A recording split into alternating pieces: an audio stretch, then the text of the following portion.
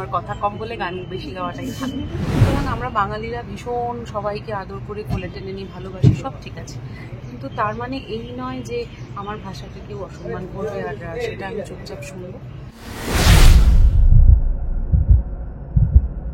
এই যে দুনিয়া কিসের লাগিয়া এত যত্নে গড়াইয়াছেন সাই। তুমি যদি একটু জার্নিটা বলো তোমার পাটালিগঞ্জের কুকুর খেলার এই গল্পের সাথে। শুভঙ্কর চট্টোপাধ্যায়কে আপনারা প্রত্যেকেই চেনেন, কিন্তু একদম কমপ্লিটলি ডিফারেন্ট একটা রোলে এতদিন শুভঙ্করদাকে আপনারা দেখেছেন বা আমি দেখেছি, কিন্তু এখন একদম নতুন একটা রোলে শুভঙ্করদা অ্যাজ আ ফিল্ম ডিরেক্টর শুভঙ্করদাকে আমরা পাচ্ছি।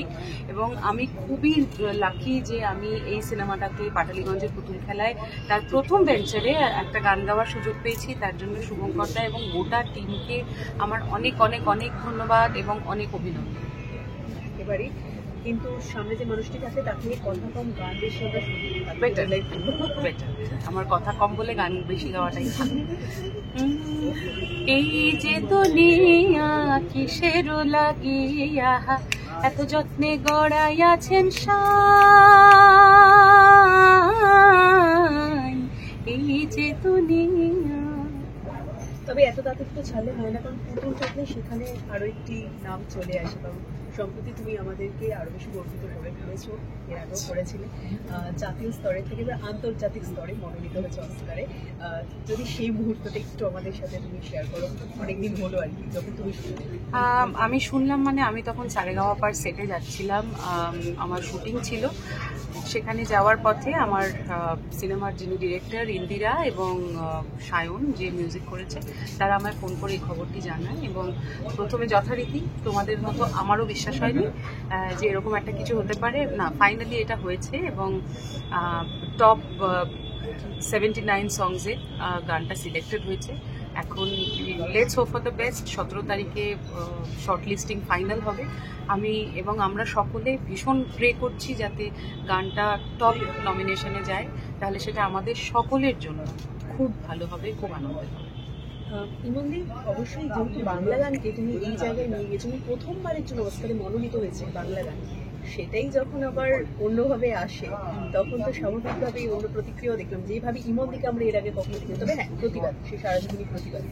না, এখানে প্রতিবাদের কোনো বিষয় নেই। দেখো, আমি এটা খুব ক্লিয়ার করে স্টেজেও বলেছি যে আমি নিজের সমস্ত ভাষার গান গাই। আমি নিজে হিন্দি গান গাই, স্টেজে তামিল গান গাই, মারাঠি গান গাই, কিন্তু আমি তোমাদের সকলের কাছে পরিচিত একজন বাংলা ভাষার শিল্পী হিসেবে। তো সেই ক্ষেত্রে অডিয়েন্সের মধ্যে নিশ্চয়ই বেশিরভাগ থাকবে যারা আমার বাংলা গান শুনতে আসেন, তাদের কাছে অ্যাড অন হয় এক্সট্রা যে আমি যদি অন্য কোনো ভাষার একটা গান গাই ওনারা খুব মজা পান।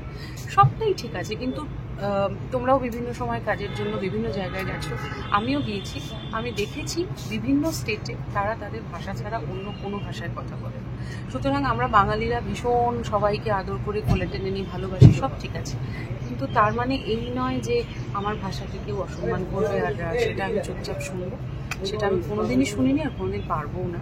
কিন্তু এটার জন্য অনেকে অনেক রকম কথা বলছেন। অনেকে বলছেন আমি আমার স্বার্থ চরিতার্থ করেছি। সেটা যদি কারোর মনে হয়ে থাকে সেটা তাদের ব্যাপার, কিন্তু বিশ্বাস করো আমি একদম মন থেকে বলছি, আমি ওই কথাটা বলেছি আমার নিজের ভাষার জন্য। আমার নিজের ভাষার অপমান আমি সহ্য করতে পারি না, তাই বলেছি। Thank you.